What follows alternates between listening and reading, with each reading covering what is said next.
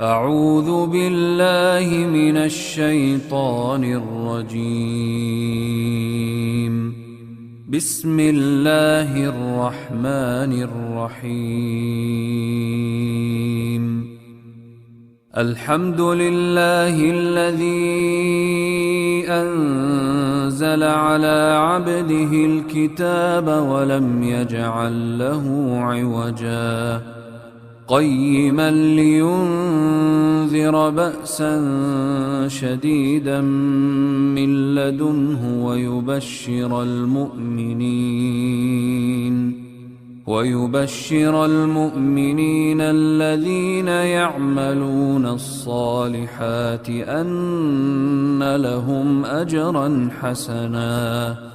ماكثين فيه أبدا وينذر الذين قالوا اتخذ الله ولدا ما لهم به من علم ولا لآبائهم كبرت كلمة تخرج من أفواههم إن يقولون إلا كذبا فلعلك باخع نفسك على آثارهم إن لم يؤمنوا بهذا الحديث أسفا إنا جعلنا ما على الأرض زينة لها لنبلوهم أيهم أحسن عملا وإنا لجاعلون ما عليها صعيدا جرزا أم حسبت أن أصحاب الكهف والرقيم كانوا من آياتنا عجبا إذ أوى الفتية إلى الكهف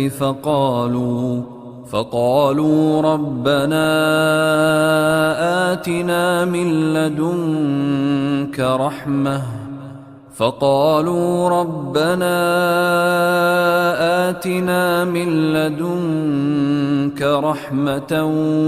وهيئ لنا من أمرنا رشدا فضربنا على آذانهم في الكهف سنين عددا ثم بعثناهم لنعلم أي الحزبين أحصى لما لبثوا أمدا نحن نقص عليك نبأهم بالحق إنهم فتية آمنوا بربهم وزدناهم هدى وربطنا على قلوبهم إذ قاموا فقالوا ربنا رب السماوات والأرض لن ندعو من دونه إلها لقد قلنا إذا شططا هؤلاء قومنا اتخذوا من دونه آلهة لولا يأتون عليهم بسلطان بين فمن أظلم ممن افترى على الله كذبا وإذ اعتزلتموهم وما يعبدون إلا الله فأووا إلى الكهف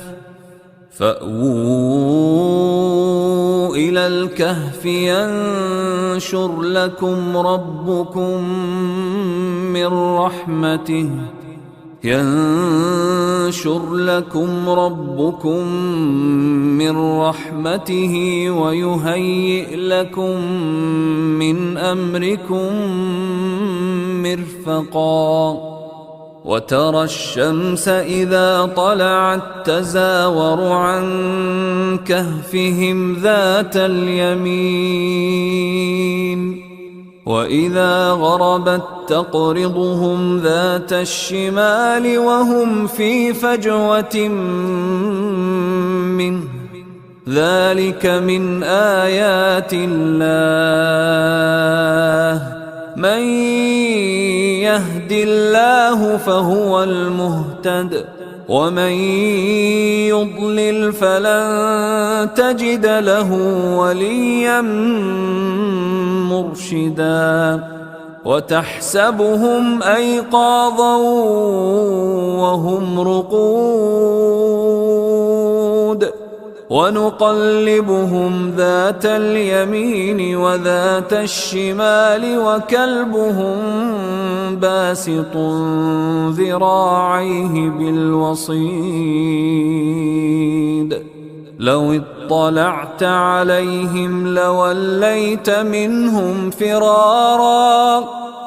اطلعت عليهم لوليت منهم فرارا ولملئت منهم رعبا وكذلك بعثناهم ليتساءلوا بينهم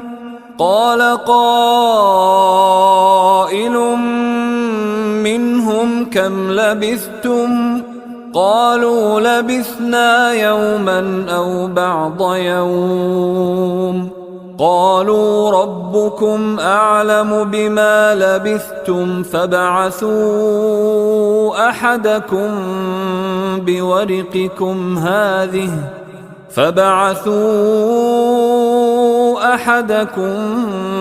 بورقكم هذه إلى المدينة فلينظر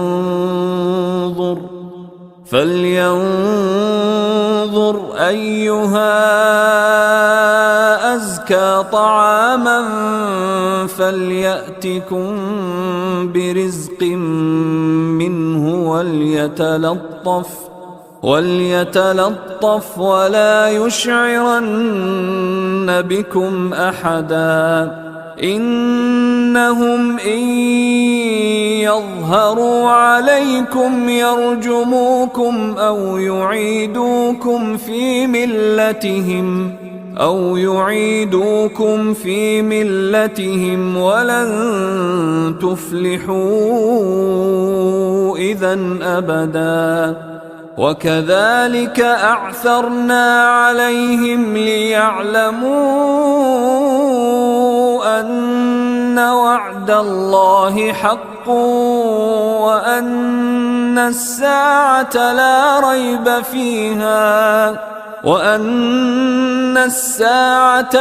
ريب فيها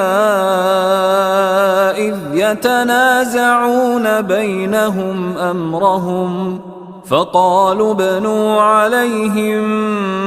بنيانا ربهم أعلم بهم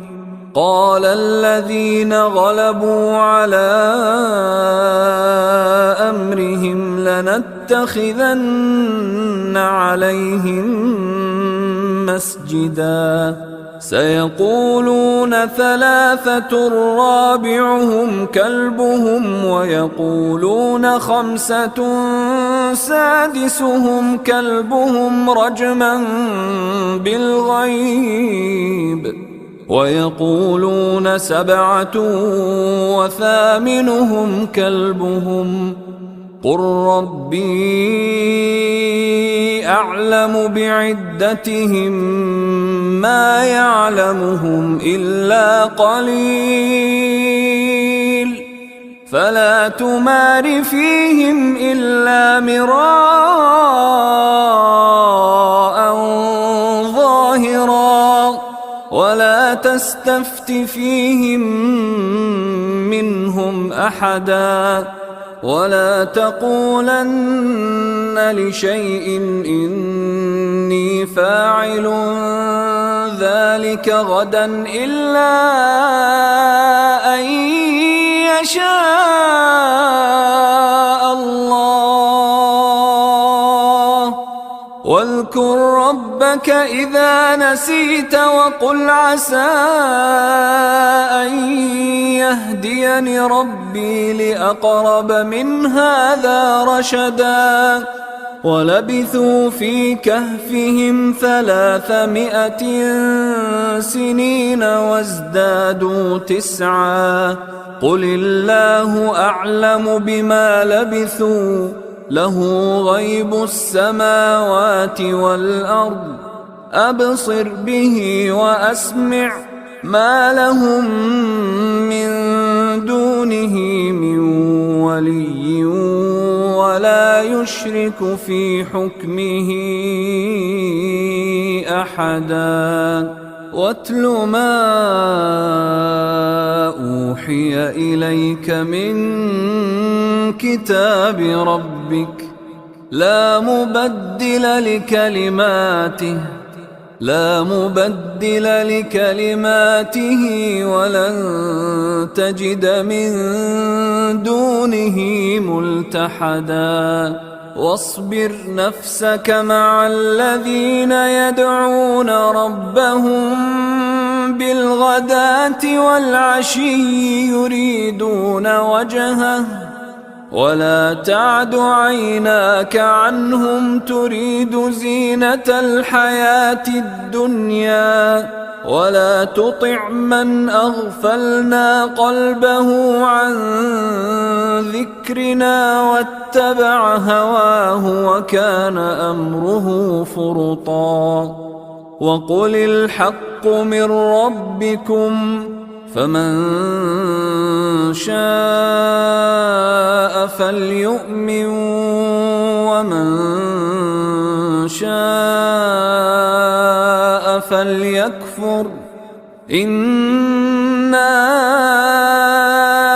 أعتدنا للظالمين نارا أحاط بهم سرادقها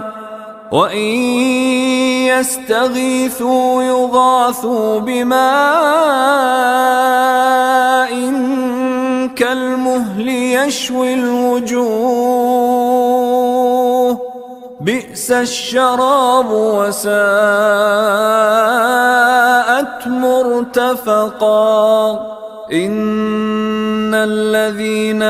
آمنوا وعملوا الصالحات إنا لا نضيع أجر من أحسن عملا أولئك لهم جنات عدن تجري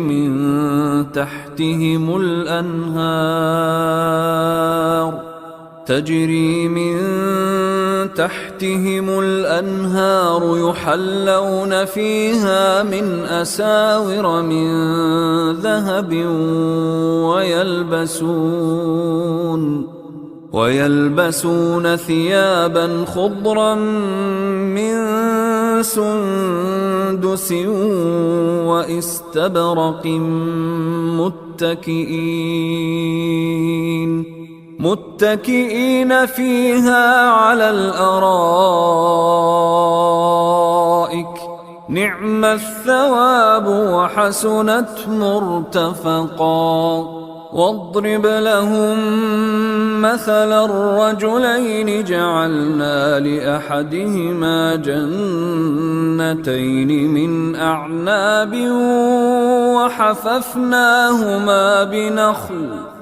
وحففناهما بنخل وجعلنا بينهما زرعا كلتا الجنتين آتت أكلها ولم تظلم منه شيئا وفجرنا خلالهما نهرا وكان له ثمر فقال لصاحبه وهو يحاوره أنا أكثر منك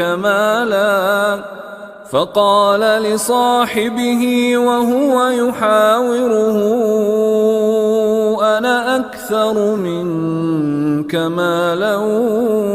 وأعز نفرا ودخل جنته جنته وهو ظالم لنفسه قال ما أظن أن تبيد هذه أبدا وما أظن الساعة قائمة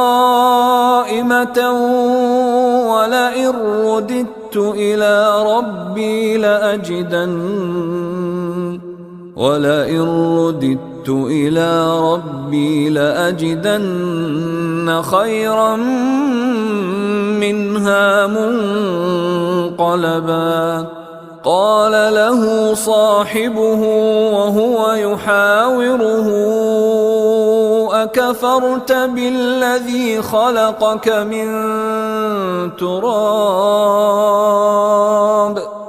أكفرت بالذي خلقك من تراب ثم من نطفة ثم سواك رجلا لكن هو الله ربي ولا أشرك بربي أحدا ولولا إذ دخلت جنتك قلت ما شاء الله لا قوة إلا بالله إن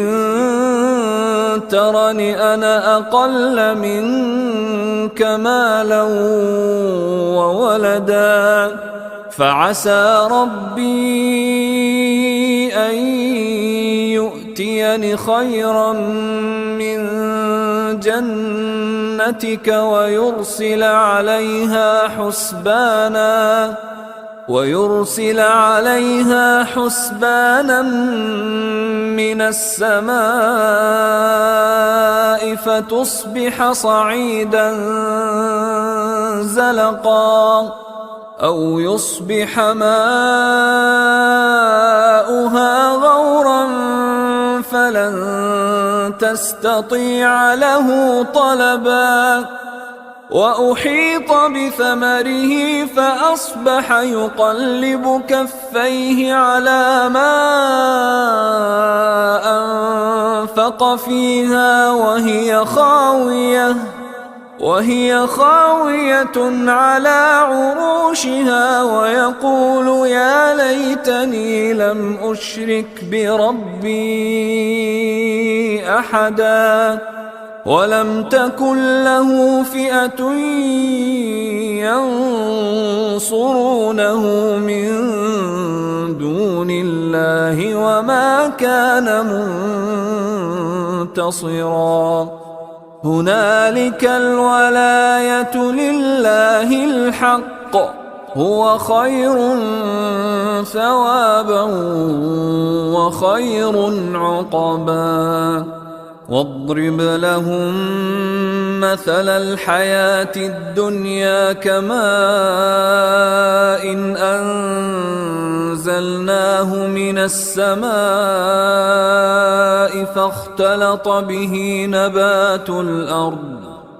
فاختلط به نبات الأرض فأصبح هشيما تذروه الرياح وكان الله على كل شيء مقتدرا المال والبنون زينة الحياة الدنيا والباقيات الصالحات خير عند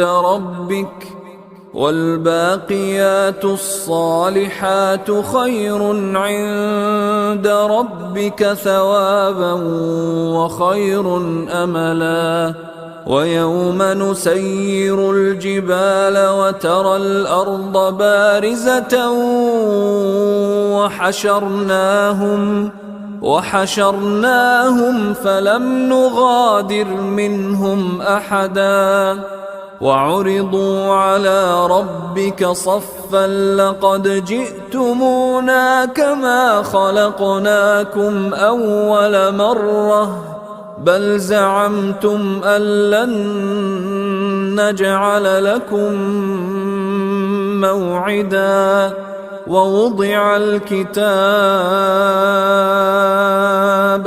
ووضع الكتاب فترى المجرمين مشفقين مما فيه ويقولون يا ويلتنا ما لهذا الكتاب لا يغادر صغيرة ولا كبيرة إلا أحصاها ووجدوا ما عملوا حاضرا ولا يظلم ربك أحدا. وإذ قلنا للملائكة اسجدوا لآدم فسجدوا إلا إبليس كان من الجن ففسق عن أمر ربه أفتتخذونه وذريته أولياء من دوني وهم لكم عدو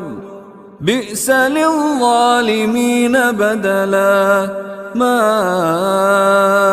أشهدتهم خلق السماوات والأرض ولا خلق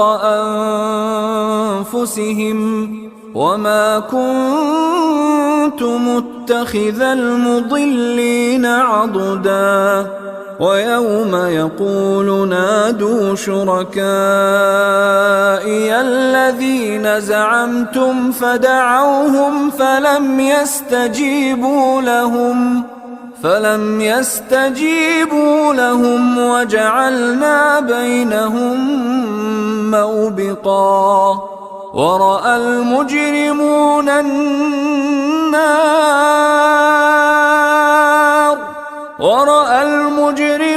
النار فظنوا أنهم مواقعوها ولم يجدوا عنها مصرفا. ولقد صرفنا في هذا القرآن للناس من كل مثل وكان الإنسان أكثر شيء جدلا. وما منع الناس أن يؤمنوا إذ جاءهم الهدى ويستغفروا ربهم إلا أن تأتيهم سنة الأولين أو يأتيهم العذاب قبلا. وما نرسل المرسلين إلا مبشرين ومنذرين ويجادل الذين كفروا بالباطل ليدحضوا به الحق واتخذوا آياتي وما أنذروا هزوا. ومن أظلم ممن ذكر بآيات ربه فأعرض عنها ونسي ما قدمت يداه. إنا جعلنا على قلوبهم أكنة أن يفقهوه وفي آذانهم وقرا وإن تدعهم إلى الهدى فلن يهتدوا إذن أبدا. وربك الغفور ذو الرحمة لو يؤاخذهم بما كسبوا لعجل لهم العذاب بل لهم موعد لن يجدوا من دونه موئلا وتلك القرى أهلكناهم لما ظلموا وجعلنا لمهلكهم موعدا وإذ قال موسى لفتاه لا أبرح حتى أبلغ مجمع البحرين أو أمضي حقبا فلما بلغا مجمع بينهما نسيا حوتهما فاتخذ سبيله في البحر سربا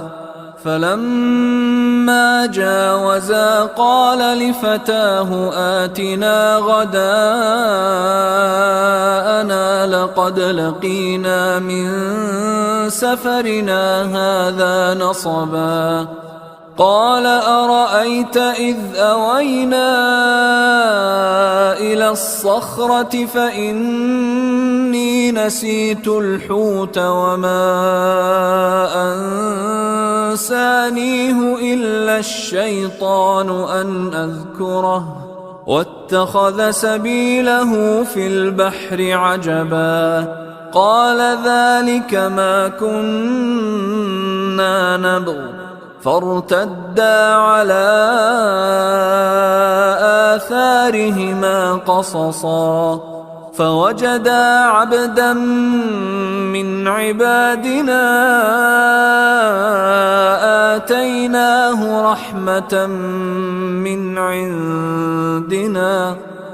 آتيناه رحمة من عندنا وعلمناه من لدنا علما قال له موسى هل أتبعك على أن تعلمني مما علمت رشدا قال إنك لن تستطيع معي صبرا وكيف تصبر على ما لم تحط به خبرا قال ستجدني إن شاء الله صابرا قال ستجدني إن شاء الله صابرا ولا أعصي لك أمرا قال فإن اتبعتني فلا تسألني عن شيء حتى أحدث لك منه ذكرا فانطلقا حتى إذا ركبا في السفينة خرقها قال أخرقتها لتغرق أهلها لقد جئت شيئا إمرا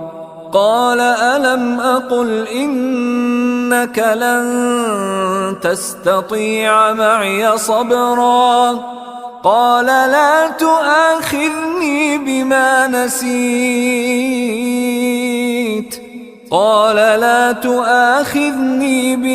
نسيت ولا ترهقني من أمري عسرا فانطلقا حتى إذا لقيا غلاما فقتله قال أقتلت نفسا زكية بغير نفس لقد جئت شيئا نكرا قال ألم أقل لك إنك لن تستطيع معي صبرا قال إن سألتك عن شيء بعدها فلا تصاحبني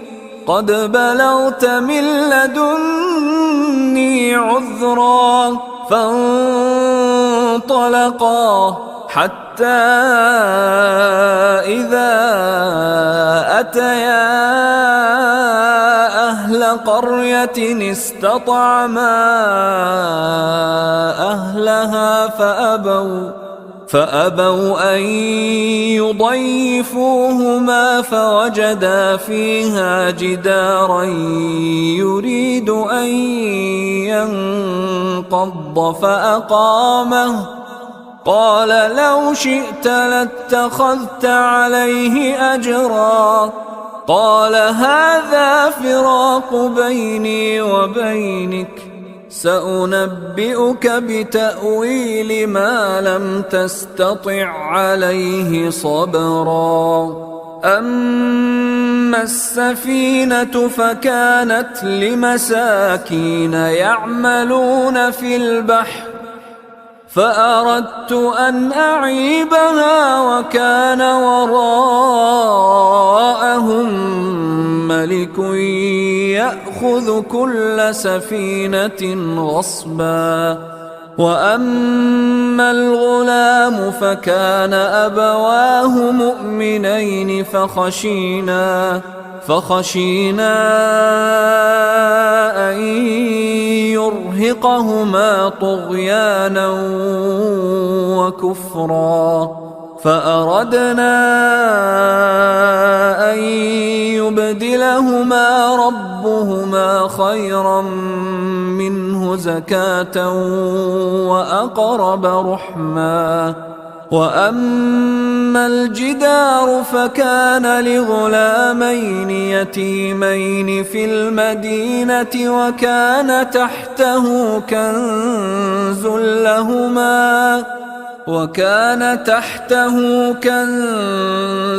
لهما وكان أبوهما صالحا فأراد ربك أن يبلغا أشدهما ويستخرجا كنزهما رحمة من ربك وما فعلته عن أمري ذلك تأويل ما لم تسطع عليه صبرا. ويسألونك عن ذي القرنين قل سأتلو عليكم منه ذكرا. إنا مكنا له في الأرض وآتيناه من كل شيء سببا فأتبع سببا حتى إذا بلغ مغرب الشمس وجدها تغرب في عين حمئة ووجد عندها قوما قلنا يا ذا القرنين إما أن تعذب وإما أن تتخذ فيهم حسنا. قال أما من ظلم فسوف نعذبه ثم يرد إلى ربه فيعذبه عذابا نكرا. وأما من آمن وعمل صالحا فله جزاء الحسنى وسنقول له من أمرنا يسرا. ثم أتبع سببا حتى إذا بلغ مطلع الشمس وجدها تطلع على قوم لم نجعل لهم من دونها سترا كذلك وقد أحطنا بما لديه خبرا ثم أتبع سببا حتى إذا بلغ بين السدين وجد من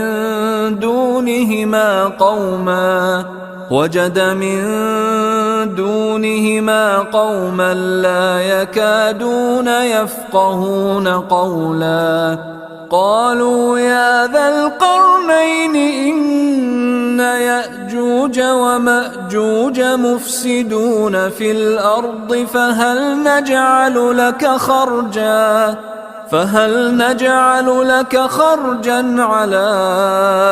أن تجعل بيننا وبينهم سدا قال ما مكني فيه ربي خير فأعينوني بقوة أجعل بينكم وبينهم ردما آتوني زبر الحديد حتى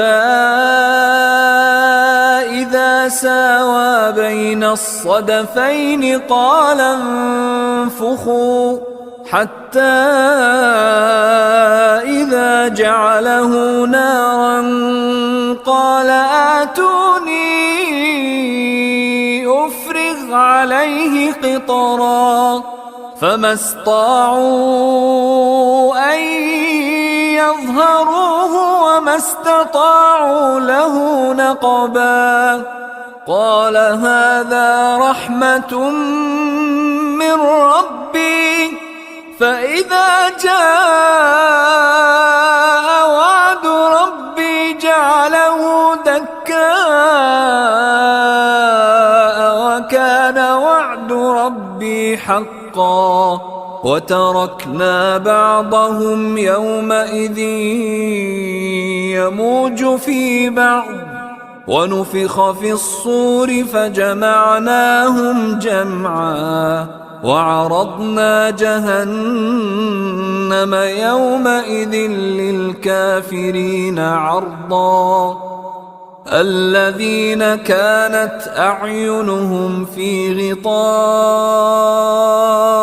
عن ذكري وكانوا لا يستطيعون سمعا أفحسب الذين كفروا أن يتخذوا عبادي من دوني أولياء إنا أعتدنا جهنم للكافرين نزلا قل هل ننبئكم بالأخسرين أعمالا الذين ضل سعيهم في الحياة الدنيا وهم يحسبون أنهم يحسنون صنعا أولئك الذين كفروا بآيات ربهم ولقائه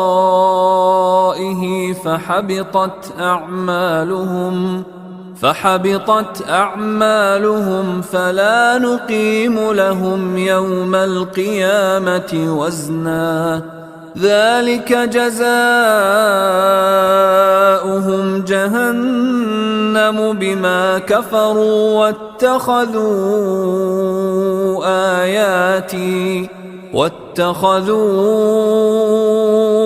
آياتي ورسلي هزوا إن الذين آمنوا وعملوا الصالحات كانت لهم جنات الفردوس نزلا خالدين فيها لا يبغون عنها حولا قل لو كان البحر مدادا لكلمات ربي لنفد البحر قبل أن تنفد كلمات ربي ولو جئنا بمثله مددا قل إنما أنا بشر مثلكم يوحى إلي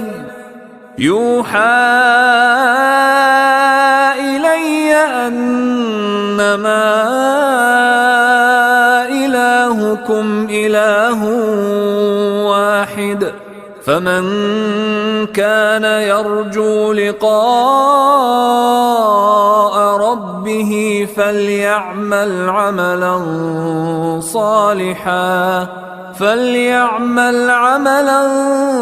صالحا ولا يشرك بعبادة ربه أحدا.